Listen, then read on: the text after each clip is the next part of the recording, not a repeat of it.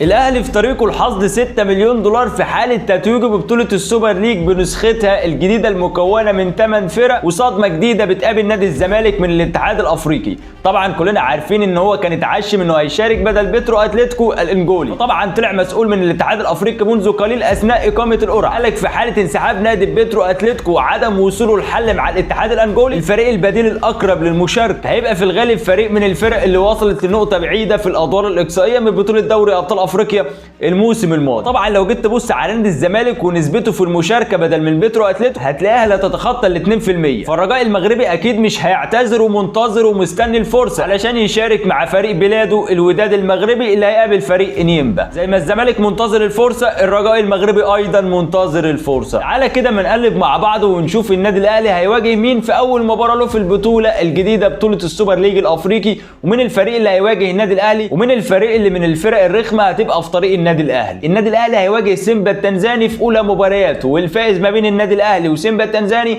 هيواجه الفائز ما بين سان داونز وبيترو اتلتيكو اللي احنا بنتكلم عنه بقالنا ساعه. وكنا اتكلمنا وقلنا ان الرجاء المغربي هو الاقرب للمشاركه ليكون بديل لبيترو اتلتيكو في حاله عدم الوصول لحل واتفاق ما بين الاتحاد الانجولي. كان اصدر عقوبه صباح اليوم بايقاف نادي بيترو اتلتيكو الانجولي عن المشاركه في اي نشاط رياضي لمده عامين بسبب مخالفات وفساد موجود في النادي الانجولي بيترو اتلتيكو. فطبعا نادي الزمالك لما عرف زي ما قلت لك قال لك انا عايز اشارك بدل بيترو اتلتيكو، مش شايف مثلا الرجاء المغربي اللي ودع البطوله من ربع النهائي امام النادي الاهلي، وهو اللي ودع من دور المجموعات عايز يشارك في بطوله السوبر ليج مع العمالقه. يمكن اكتر حاجه تزعلك كمشجع للنادي الاهلي ان انت بنسبه 99% في حاله تخطيك سيمبا التنزاني، وان شاء الله النادي الاهلي قادر انه يتخطى سيمبا التنزاني بنتيجه 3 او 4-0 مع الرأفه بقياده مارسيل كولر. هتواجه سان داونز الجنوب افريقي في بريتوريا الساعه 3 عصرا كالعاده، وبعد كده هتروح تلعبها تاني في دوري ابطال افريقيا. يعني انت هتلعبها في السوبر ليج البطوله الجديده، وفي الغالب كالعاده هتلعبها في بطوله دوري ابطال افريقيا،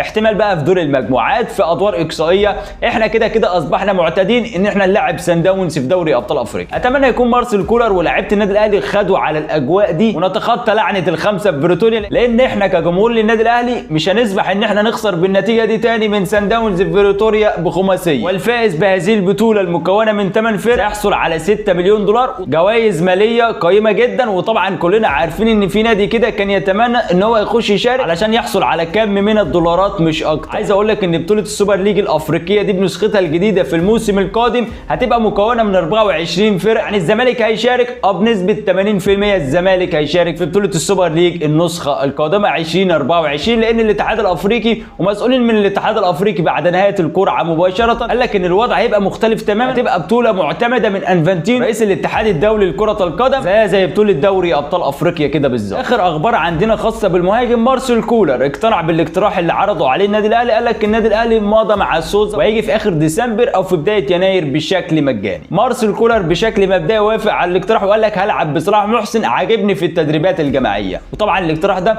مش هيعجب جمهور النادي الاهلي لان 99% من جمهور النادي الاهلي بكل تاكيد رافض سوزا بارقام. واللي يزيد غضب جمهور النادي الاهلي انك هتشارك في كاس العالم للانديه، هتلاعب الاتحاد السعودي بنجومه، هتلاعب احتمال مانشستر سيتي في حاله تخطيك للاتحاد السعودي، مع انها تبقى مباراه صعبه وليست بالسهوله المتوقعه في ظل ان انت ما تعاقدتش مع مهاجم سوبر يخلص من ربع فرصه. من المتوقع ان النادي الاهلي يواجه نفس المعاناه في كاس العالم للانديه الموسم الماضي، سواء مباراه ريال مدريد او فلامينجو البرازيلي، مهاجم سوبر يخلص من ربع فرصه. ولكن اذا كان اللي كان مصمم ان هو ما يبداش الموسم الجديد مع النادي الاهلي الا في حاله التعاقد مع مهاجم، فاحنا كجمهور للنادي الاهلي ما بقاش بايدينا غير ان احنا نمشي مع قرار مارسيل كولر ومجلس اداره النادي الاهلي ونشوف ايه اللي هيحصل في اللي جاي. خيبه امل كبيره طبعا، مفيش كلام ان احنا للسنه الثالثه على التوالي مش عارفين نتعاقد مع مهاجم. على العموم كل التوفيق للنادي الاهلي سواء في البطوله الجديده بطوله السوبر او بطوله دوري ابطال افريقيا وجميع البطولات اللي داخل فيها النادي الاهلي وكاس العالم للانديه، وان شاء الله نعمل موسم استثنائي واحتفاليه عالميه كده في نهايه الموسم زي الاحتفاليه الاستثنائيه اللي كان عاملها النادي الاهلي منذ ايام وساعات قليله ماضيه. بس كده ومع نهايه الفيديو كالعاده ما تنساش تحط لايك، ما تنساش تعمل فولو، وانتظرني في الفيديو القادم ان شاء الله. لو بتتابعنا على اليوتيوب ما تنساش تعمل سبسكرايب للقناه.